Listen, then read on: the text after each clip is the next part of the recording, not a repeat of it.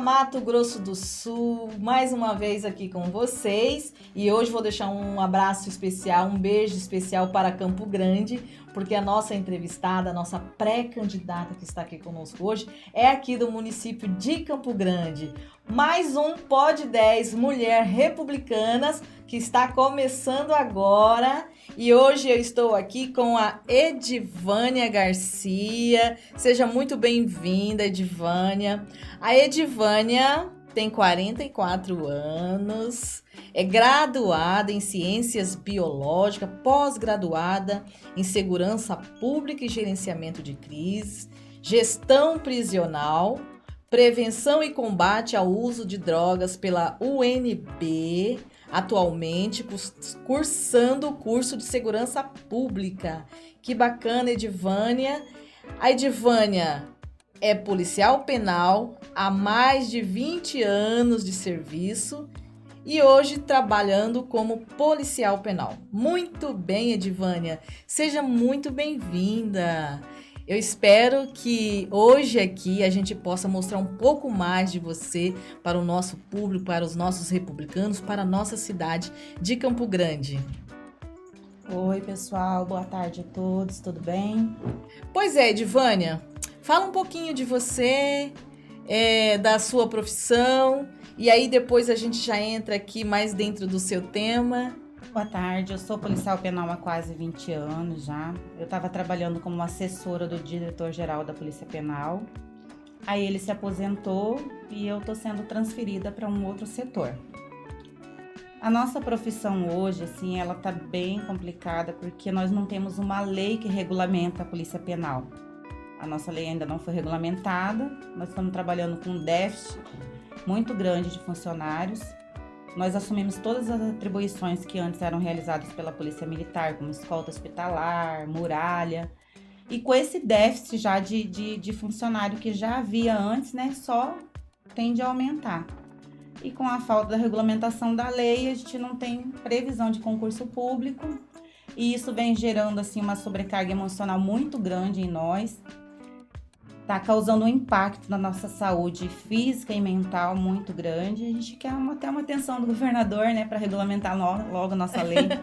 Olha só, a Edivânia já está aqui cobrando as nossas autoridades públicas, né? Até porque, né, Edivânia, você sabe do que você está falando, você sabe do que você vive, né, dentro da sua categoria.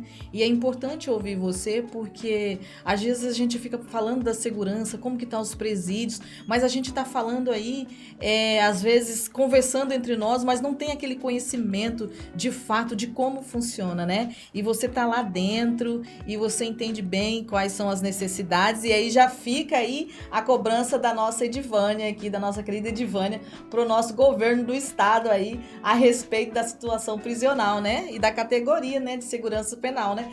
Aliás, de policiais penais. Edivânia, a sua filha tem hoje 23 anos. 23 aninhos, né? E aí agora, recentemente, você teve uma outra gestação de gêmeos, né? A gente estava conversando já em outros momentos, aí você me disse que tem algo assim, que é bastante especial, né?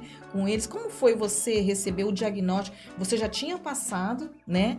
Por essa luta toda com o nascimento da sua filha mais velha.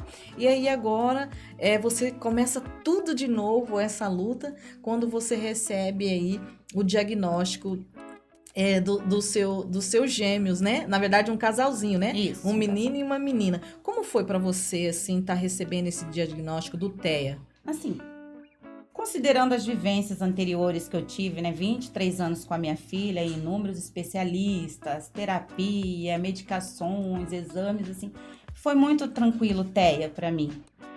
Porque eu já estava preparada, eu já sou mãe atípica, então, assim, não foi algo novo na minha vida. Eu não foquei no diagnóstico, eu foquei na solução, aí eu comecei a devorar todo e qualquer assunto que eu via sobre autismo. Comecei a ler muito. Eu acho até que comecei a me conhecer melhor nessa busca de conhecimento para ajudar meus filhos. Eu comecei a me conhecer melhor. Edivânia, sabe o que eu tava olhando aqui, né? Você fala com tanta propriedade, né? que não foi novidade para você, até porque você já vinha aí de uma outra gestação, né? Como mãe atípica, você já tinha essa experiência. Agora, como pré-candidata a vereadora, né? Porque você está colocando aí o teu nome como pré-candidata a vereadora aqui em Campo Grande. No que isso pode somar para você? Você traz isso como bandeira? Eu trago como bandeira. Minha bandeira é essa, eu quero lutar pelas crianças com deficiências. Não só autistas, mas com outras comorbidades também. Porque assim, eu acho que só uma mãe atípica conhece as dores e as alegrias de uma mãe atípica. Eu pretendo lutar pela regulamentação da lei, né, da Polícia Penal. Com a regulamentação a gente consegue sanar todos os problemas que a gente tem hoje, né? Pelo menos mais da metade deles, sim. Então, essa é a minha luta. A regulamentação da lei da Polícia Penal e defesa dos direitos, lutar pela inclusão das crianças com deficiência, para que todas as mães tenham a oportunidade que eu tenho de proporcionar para o meu filho, porque eu tenho um plano de saúde, meu filho faz as terapias corretas, então ele saiu do grau grave para o grau leve, ele era uma criança não verbal, ele tinha estereotipia, ele tinha ecolalia, ele não tinha interação social, ele não imitava, ele não olhava nos olhos, ele não falava, na verdade nem água, ele bebia água pura. Ele tinha aversão à água, então para ele tomar água a gente tinha que misturar no suco para ele conseguir ingerir água. Então assim, hoje ele tá no grau leve, hoje ele fala, ele já tá lendo, tá aprendendo a escrever, ele sabe falar inglês, tá contando, assim. Então ele teve um progresso muito extenso em pouco tempo. E isso graças à informação, né? Eu sempre fui buscando informação, conhecimento e as terapias que ele faz, os tratamentos, a medicação. E nem toda mãe tem isso, né? A maioria, na verdade, não tem, porque infelizmente o SUS ele não é capaz de proporcionar terapias para todas as crianças. Ele tem um limite, dá lá aí 2 anos de tratamento e a criança recebe alta. Só que o autismo ele não tem cura, né? Porque ele não é uma doença, ele é uma condição, né? É uma forma diferente de ser. Então, esses 2 anos não vai ser suficiente, a criança precisa de mais. Vai para a idade escolar, começa lá em idade escolar, não tem uma AT para acompanhar, então essa criança ela não vai desenvolver, porque ela precisa de uma atenção diferenciada, né? Edivânia, a gente vê assim muita necessidade de informação, né? Às vezes você vê uma criança que foi diagnosticada com TEA, né? E aí aquela informação ela tá ali no círculo familiar, mas as pessoas lá fora, às vezes vê uma criança irritada e elas não compreendem isso e às vezes até maltrata porque não entende a necessidade daquela criança. O que você, assim, como que essa falta de informação impacta na vida das mães atípicas e também das crianças que foram diagnosticadas com TEA? Eu acho que essa é uma das maiores dificuldades que a gente, mãe atípica, enfrenta, né? E as crianças também. A falta de informação das pessoas, a falta de empatia.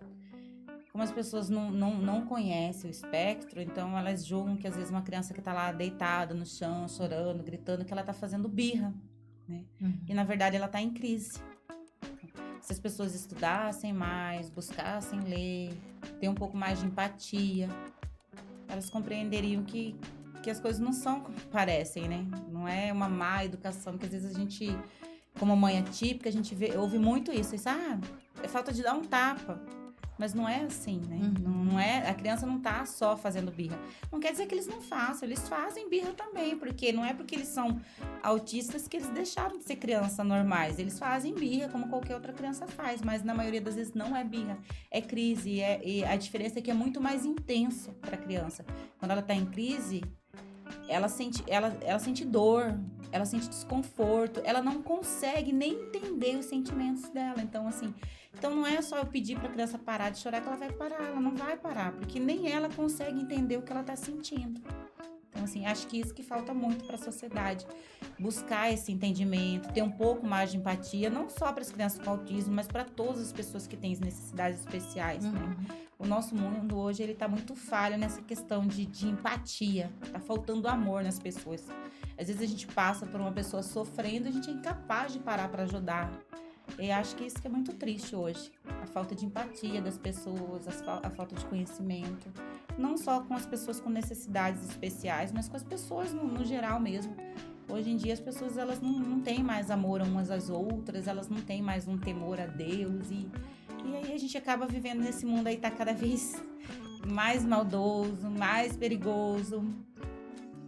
Essa questão da informação, Edivânia, ela também passa por responsabilidade do Estado, né? Eu acho que a gente precisa se organizar enquanto sociedade, buscar mais conhecimento, mas o Estado também tem essa responsabilidade de estar trazendo essas informações para a população, de estar promovendo ações. O que você acha que o Estado poderia fazer nesse sentido? Esses dias eu vi uma coisa assim que eu fiquei chocada. Eu vi o Ministério da Saúde postou um folder falando que o diagnóstico das crianças com TEA tinha que ser feito a partir dos 3 anos. Aquilo para mim foi chocante. Porque assim, se o Ministério da Saúde pensa assim, que um diagnóstico tem que ser a partir dos 3 anos, o que um pai e uma mãe que são leigos, que não têm entendimento nenhum vão pensar? E não é assim que funciona. Quanto mais cedo vier o diagnóstico, menos atraso, menos prejuízo no desenvolvimento essa criança vai ter. Assim, em relação aos meus gêmeos, né, que são TEA, o menino que foi laudado no grau grave e a menina que foi laudada no grau leve, eu iniciei as terapias mesmo antes de ter um diagnóstico. Porque eu achava que tinha alguma coisa diferente no menino, porque eu tenho 5 filhos e assim, ele tinha algo diferente que eu nunca tinha visto em nenhum filho. Então eu comecei a terapia, né, botei na fono, coloquei na TO e comecei a investigar com neurologista, com neuropsicóloga. Aí, então quando fechou o diagnóstico, para mim foi só uma confirmação daquilo que eu já suspeitava. Até porque você já antes dos seus gêmeos, você já era mãe atípica, né, Edivânia? Você já vinha de uma vivência com a sua filha, né, com a sua primogênita, né? E aí acaba que você já tinha um entendimento de perceber, já tinha essa percepção, né? Mas tem a maioria das mães, às vezes as mães de primeira viagem, elas vão ter essa dificuldade. Mas se o Estado informar e informar direito, né? Informar certo, essa população, essas mães aí que vir a se tornar mães atípicas, elas já vão ter essa percepção e aí de repente buscar esse diagnóstico o quanto antes, como deve ser, né? E não como esse folder, né, do Ministério.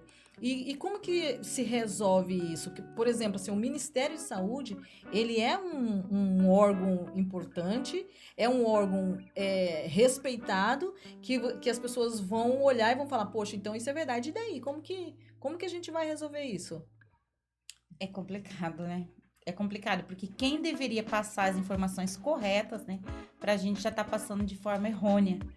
E aí é onde os pais vão ficar mais perdidos ainda. Então, assim, pela minha vivência com os meus filhos, eu penso assim: qualquer sinal de atraso na fala que a criança apresentar, não tá olhando nos olhos, tá andando na ponta dos pés, tá fazendo ecolalia, que é aquele som tipo ó, tá apresentando estereotopias, que é balançar as mãozinhas, muitas vezes colocar as mãozinhas assim no rosto, procure um especialista, não custa nada você ir lá fazer uma consulta, um exame e no fim não ter nada, mas pelo menos você fez. Agora, se você não deixar de fazer, né, essa consulta, realizar esses exames e depois lá na frente vier um diagnóstico, então você perdeu todo aquele tempo de tratamento. Poxa, Edivânia, que bacana. Agora eu entendo por que você traz isso como bandeira, lança aí o teu nome como pré-candidata a vereadora e traz aí essa bandeira como sua causa. Eu entendo isso agora ouvindo você falar, porque realmente você sabe, você entende, você compreende, você tem experiência, né? Com as crianças, você adquiriu isso como mãe atípica e agora eu tenho certeza que isso se configurando pós a confirmação, né, se transformando a sua pré-candidatura pós-convenção em uma candidatura, eu tenho certeza que essa oportunidade de você conversar com as pessoas sobre isso vai trazer muito êxito, não só para a sua vida, mas para a vida de toda a população de Campo Grande e principalmente para a vida, né, dessas mães atípicas. Edivânia, o que você diria para a gente finalizar hoje aqui o nosso bate-papo? O que você diria para essas mães atípicas? Qual a mensagem que você deixa para ela? Qual a mensagem que você deixa para Campo Grande? Para as mães atípicas, eu diria para que elas não se prendam ao diagnóstico. O diagnóstico não é sentença. Que elas se prendam na solução, que busquem ler, assistir vídeos, se informem sobre autismo, porque como mãe, a gente só consegue saber se o terapeuta está realizando terapia de maneira correta se eu saber, por exemplo, a terapia ABA. Como é que eu vou saber se ela está sendo aplicada de maneira correta se eu nem sei o que é uma terapia ABA? A mesma coisa na fonoterapia, na terapia ocupacional. Como é que eu vou cobrar do terapeuta para que ele realize a sessão de maneira correta com o meu filho, para que meu filho tenha resultados, se eu não souber como funciona? Se eu não sei como funciona, eu não vou saber se está sendo feito da maneira correta ou não com o meu filho. Então, acho que as mães elas têm que ter essa consciência. Não se prender ao diagnóstico, para mim esse é o principal. A gente não pode focar nunca no problema em todas as áreas da nossa vida, não só nessa questão da mãe atípica. A gente tem que prender na solução. Tá, eu tenho um problema, beleza, mas todo problema tem solução, então eu vou buscar a solução. E que se dane o problema. Que bacana, Edivânia. Que bacana. Que Deus te abençoe, tá? Na sua jornada, essa sua pré-candidatura, que ela se transforme de fato lá na frente em uma candidatura. Eu tenho certeza que você vai ser um nome de grande importância para o nosso município, uma vez você acessando um espaço de poder político, você estando com essa caneta na mão, eu tenho certeza que nossa cidade vai ser muito melhor. Pois é, estamos hoje aqui com Edivânia Garcia, terminando mais um Pod 10 Mulheres Republicanas. Siga as nossas redes sociais, Republicanas 10MS. Um abraço, que Deus abençoe cada um de vocês. Um beijo na bochecha.